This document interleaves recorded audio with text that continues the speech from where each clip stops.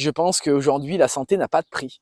Et manger bio, d'autant plus local, parce que ben, forcément, la trace carbone entre la pomme de terre qui vient du nord et puis la pomme de terre qui est cultivée à 30 ou 40 km de chez vous, bon, ben, elle n'a pas la même trace carbone.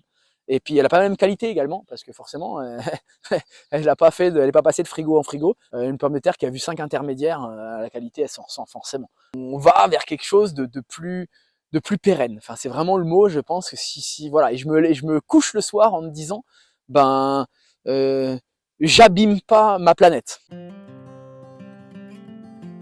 Florian Borde, donc 41 ans, installé sur l'exploitation familiale depuis 2002 sur la commune de Saint-Cyr-sous-Dourdan dans le sud 91. On a tout un pôle légumes de plein champ avec des haricots verts, des pommes de terre, voilà, sur la partie irrigable, et après plus côté céréales, légumineuse qui n'a pas besoin d'eau sur la partie non irrigable. Et vraiment un amour fou pour ce métier, parce que alors déjà il y a vachement d'avantages, hein, déjà je suis mon propre patron et je suis dans la nature 12 mois sur 12.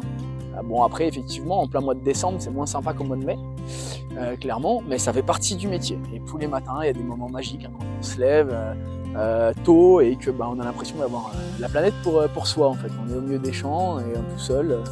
Voilà, et puis il y a les oiseaux et nous, quoi. Et si on veut un peu axer sur la pomme de terre, c'est une grande histoire, hein, la pomme de terre, mon père en faisait, j'en ai toujours fait et on continuera à en faire. On a notamment 3 variétés qui sortent du lot et qui sont vraiment super bonnes de par leurs caractéristiques. Sur le terroir ici, on exprime un petit côté, on va dire atypique. Enfin, ou typique de la ferme, parce qu'on a les sables de Fontainebleau qui sont à Florent. Ce sable finalement rend un petit peu un goût un petit peu noisette à la pomme de terre, contrairement aux pommes de terre du nord qui sont beaucoup dans l'argile, et l'argile donne ce côté un peu terreux.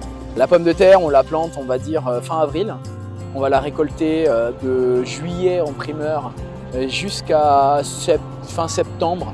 Voilà, après on la rentre en frigo, on la bichonne, on la calibre, et puis après on la conditionne, et on peut en manger jusqu'en juillet d'après. Il y a 2 conseils tout bêtes. La pomme de terre, elle veut du noir, absolument, autrement elle verdit, elle devient amère. Et surtout pas de température. Si vous la conservez à 3 degrés dans votre frigo, elle ne germera quasiment jamais, elle flétrira pas et elle sera pas verte. Donc du coup vous pouvez les garder 10, 12, 15 mois. Depuis 2002 j'étais en conventionnel. En 2017, j'ai choisi le virage de la bio, la prise de conscience en fait pour notre planète.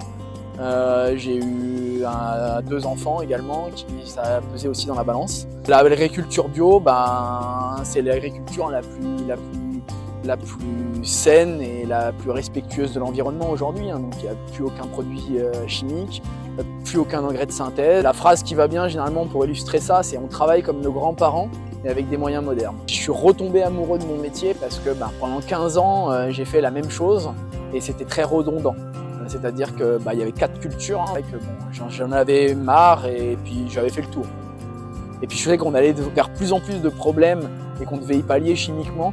Je me dis mais où ça va nous mener. C'est vrai que la bio coûte plus cher.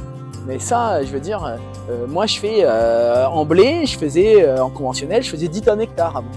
Et aujourd'hui, quand je travaille très très bien, j'en fais 4. Mais en même temps, j'ai créé 4 emplois dans mon village, donc ça aussi j'en suis assez fier. Je connais personne en conventionnel qui n'utilise pas de pesticides.